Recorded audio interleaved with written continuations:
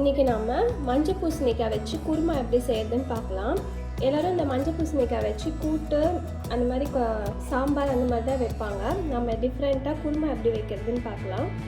அதுக்கு நான் ஒரு ஆஃப் மஞ்சள் பூசணிக்காய் எடுத்து இந்த மாதிரி கட் பண்ணி எடுத்துருக்கேன். ஒரு பெரிய சைஸ் வெங்காயம் எடுத்துருக்கேன். ஒரு 2 ஸ்பூன் இஞ்சி பூண்டு பேஸ்ட் எடுத்துருக்கேன். ஒரு 2 தக்காளி அரைச்சி வச்சுருக்கேன்.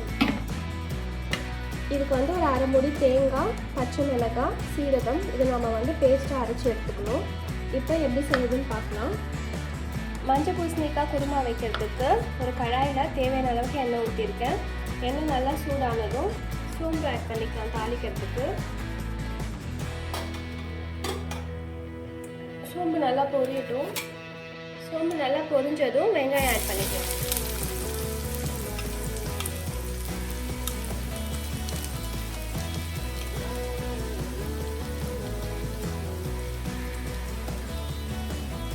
வெங்காயம் நல்லா கலர் சேஞ்ச் ஆகிற வரைக்கும் வதங்கணும்.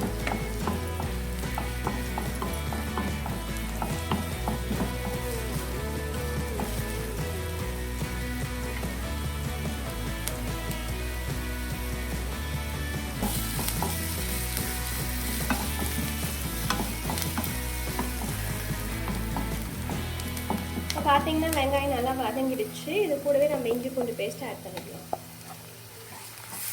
ஆட் பண்ணி அதோட பச்சை வாசனை போகிற வரைக்கும் வதக்கி விட்டுக்கலாம்.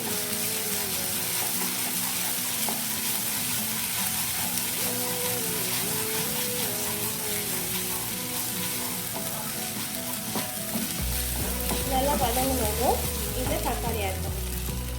அரைச்சி வச்சுருக்க தக்காளி ஆட் பண்ணிக்கோங்க. தக்காளி நல்லா எண்ணெய் பிரிஞ்சு வர வரைக்கும் வதக்கி விட்டுக்கோங்க.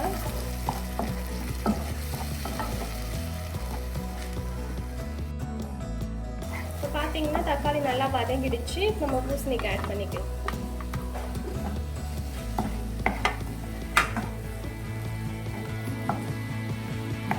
பூசணிக்காய் ஆட் பண்ணி நல்லா வதக்கி விட்டுக்கலாம்.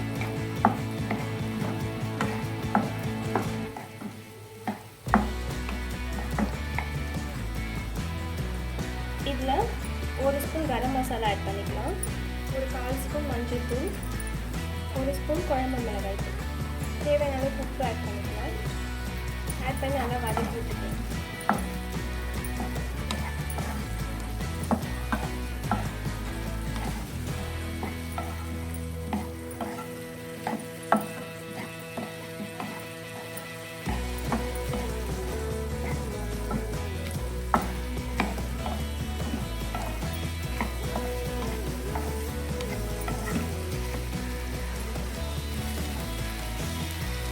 இப்போ பூசணிக்காய் வேகிறதுக்கு தேவையான அளவுக்கு தண்ணி ஊற்றிக்கலாம்.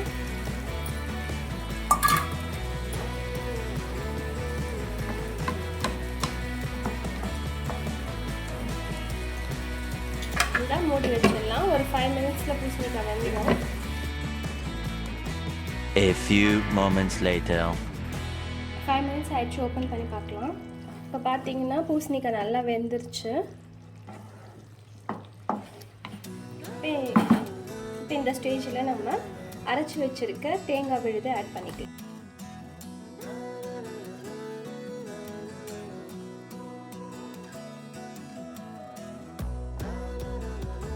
இது கூடவே நம்ம குழம்புக்கு தேவையான அளவுக்கு தண்ணி ஆட் பண்ணிக்கலாம்.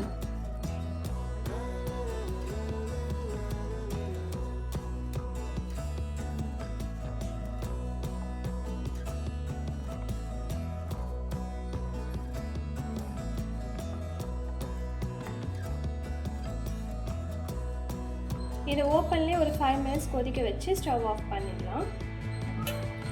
A few moments later.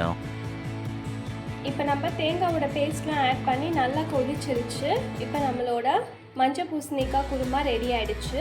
இது ரொம்ப ஈஸியான சிம்பிளான ரெசிபி. இதை நம்ம சாதத்து கூடயும் சாப்பிடலாம். சப்பாத்தி, தோசை, இட்லி எல்லா கூடயும் சைட் டிஷ்ஷாக யூஸ் பண்ணிக்கலாம். இப்போ அவ்வளோதான், நம்மளோட மஞ்சள் பூசணிக்காய் குருமா ரெடி ஆகிடுச்சு. ஸ்டவ் ஆஃப் பண்ணிடலாம்.